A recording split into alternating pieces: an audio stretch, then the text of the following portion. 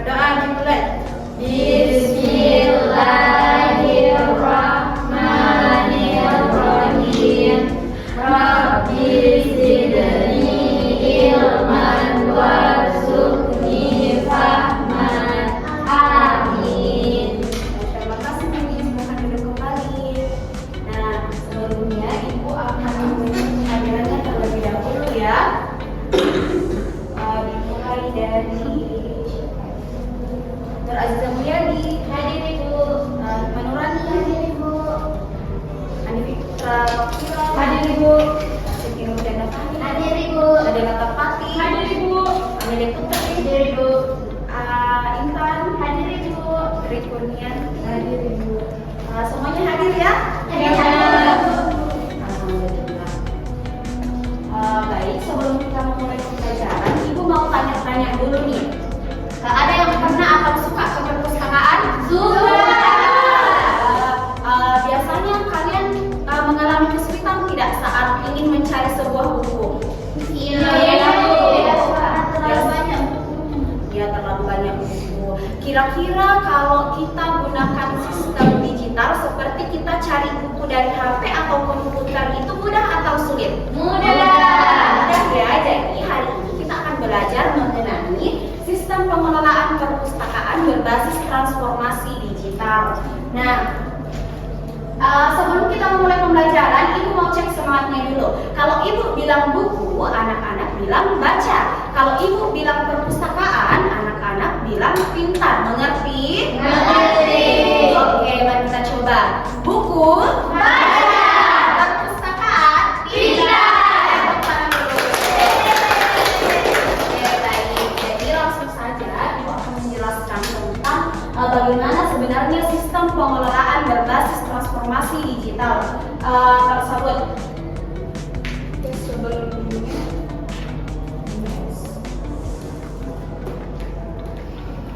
Sebelumnya Ibu mau menyampaikan dulu tujuan dari pembelajaran kita hari ini. Ada 3 tujuan pembelajaran kita hari ini. Yang pertama, mengenal apa itu perpustakaan digital. Kemudian yang kedua, mengetahui manfaat dari perpustakaan digital. Kemudian yang ketiga, memahami bagian pengelolaan perpustakaan digital. Kemudian next. Oke, definisi. Kita mulai dari, kita harus tahu dulu apa sebenarnya perpustakaan digital tersebut. Kita mulai dari perpustakaan itu sendiri. Sebelumnya Ibu mau tanya, yang ingin menjawab silahkan angkat tangannya dan langsung menjawab. Oke, mengerti? Mengerti. Sebelum membaca ke atas, ada yang tahu dengan menggunakan bahasanya sendiri apa itu perpustakaan? Intan, silahkan. Jadi perpustakaan itu Ibu tempat untuk mencari buku.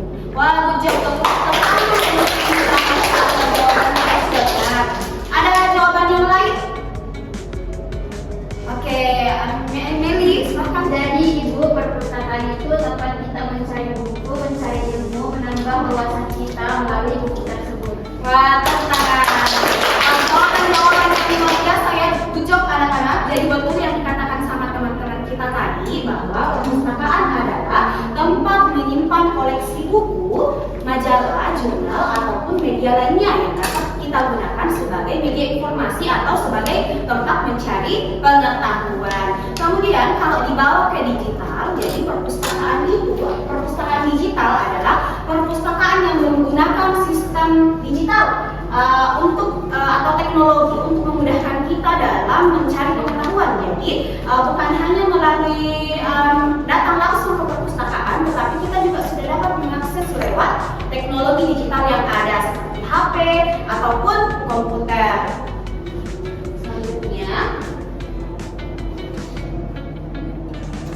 nah ini manfaat perpustakaan digital. Nah, ada 4 manfaat perpustakaan digital di sini. Yang pertama, mencari buku lebih cepat. Kita dapat mencari buku lebih cepat. Mengapa? Karena kita bisa mengakses buka handphone, buka komputer, ketik, muncul. Kemudian praktis dan mudah digunakan. Ketiga, bisa mengakses e-book, bisa diakses kapan saja. E-book itu semacam buku yang bisa diakses di HP, handphone atau jurnal. Selanjutnya, ini ada 7 bagian dari pengelolaan perpustakaan digital. Yang pertama, perencanaan strategis. Kemudian yang kedua, pengembangan koleksi. Yang ketiga, pengolahan bahan pustaka. Yang keempat, layanan sirkulasi. Yang kelima, sistem otomasi dan repository. Yang keenam, manajemen SDM. Yang ketujuh, evaluasi. Nah, sebentar Ibu akan menjelaskan satu persatu dari bagian pengelolaan perpustakaan digital ini. Jadi anak-anak simak dengan baik-baik penjelasan Ibu ya, karena di akhir nanti Ibu akan memiliki tugas. Mengerti? Baik, Ibu. Oke, nah ini adalah namanya mind mapping. Ini adalah mind mapping mengenai pengelolaan sistem pengelolaan perpustakaan berbasis digital. Yang pertama tadi apa? Ada yang masih ingat? Coba angkat tangannya. Ya, Intan, tadi pertama apa? Perencanaan strategi. Oke, betul sekali. Jadi yang pertama itu ada perencanaan strategis.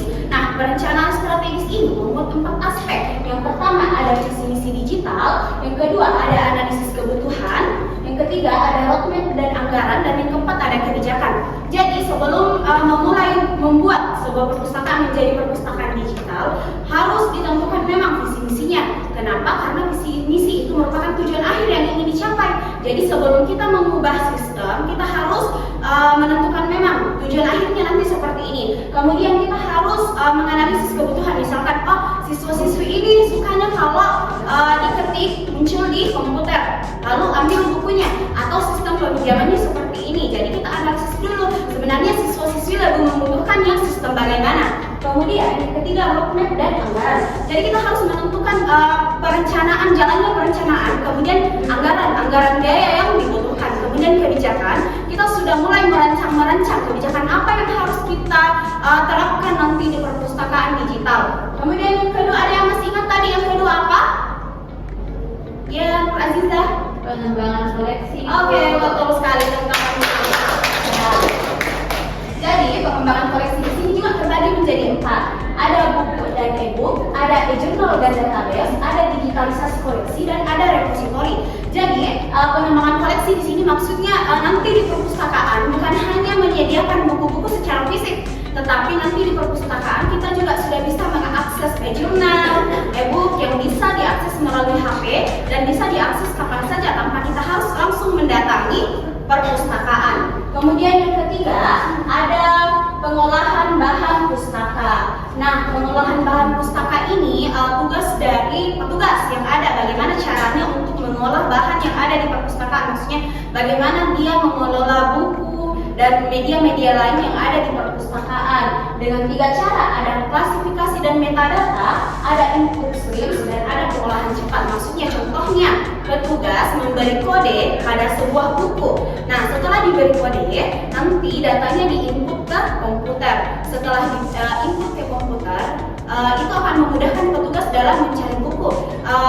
Sisa diklik kodenya, diketik kodenya, dan jenis bukunya apa atau barcode yang ada, kemudian bukunya akan tampil ada di posisinya atau lokasi bukunya disimpan di mana.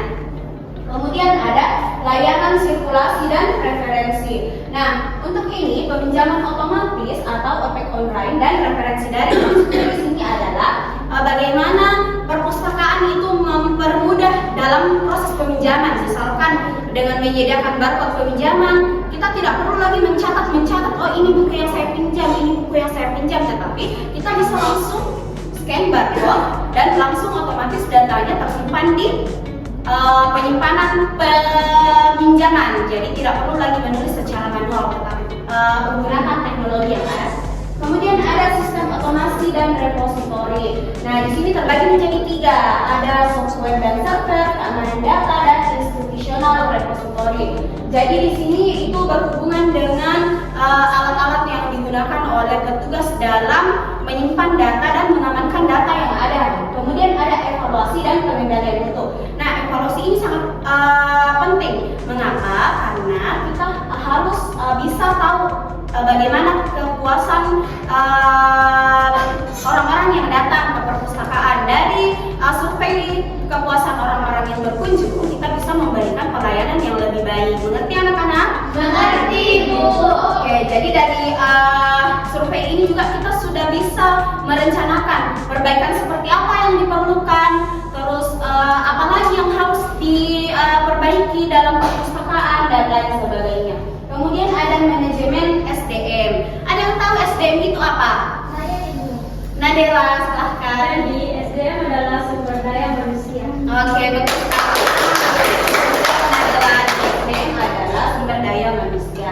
Di sini ada 3. Ada pelatihan IT, literasi digital, dan evaluasi kerja. Kenapa kira-kira harus melakukan itu? Karena petugas yang menangani bagian komputer dan lain-lain itu harus mampu untuk menguasai komputer ataupun alat-alat teknologi yang disediakan. Jadi harus melakukan pelatihan IT untuk lebih memperdalam ilmunya mengenai teknologi. Kemudian harus juga rajin-rajin membaca mengenai teknologi-teknologi dan selalu harus mampu untuk mengevaluasi kinerjanya sendiri. Jadi ada 3 poin dalam sumber daya manusia, evaluasi sumber daya manusia. Nah, selain 7 pengelolaan itu tadi, tentu ada tantangan dan risikonya. Tantangan dan risikonya itu terbagi menjadi 3 lagi.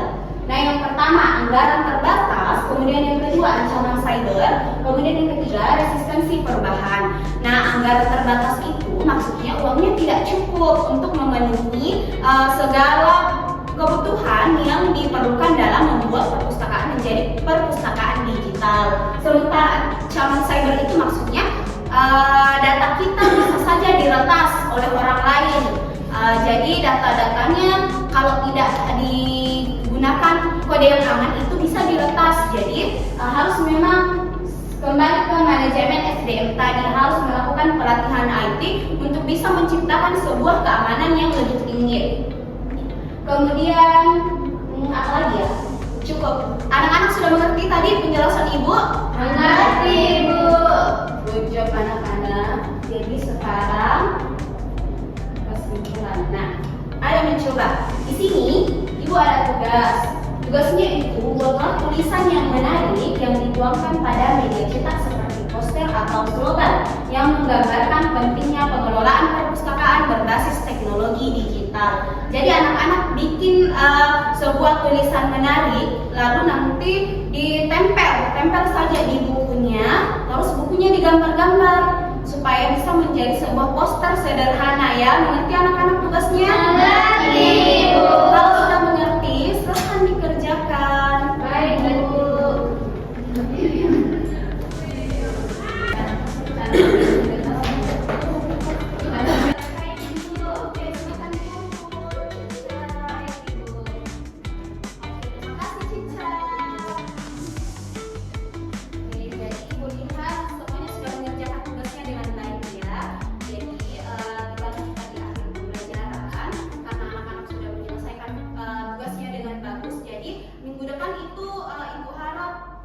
Belajar lagi ya, karena minggu depan itu kita akan mempresentasikan mengenai poster yang sudah anak-anak buat.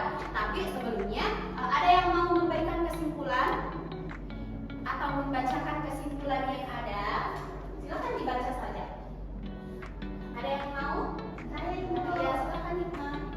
Jadi kesimpulan kita hari ini yaitu perpustakaan adalah tempat penting untuk menyimpan pengetahuan dan dapat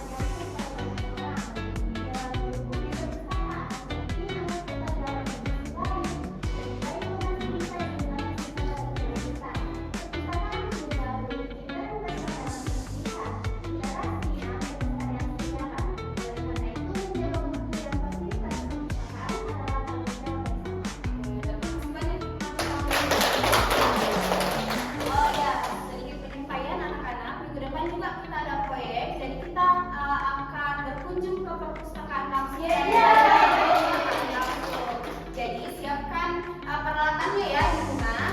Jadi kita cukupkan pembelajaran kita pada siang hari ini. Ibu harap anak-anak tidak bosan-bosan untuk tetap belajar meskipun tidak di sekolah ya.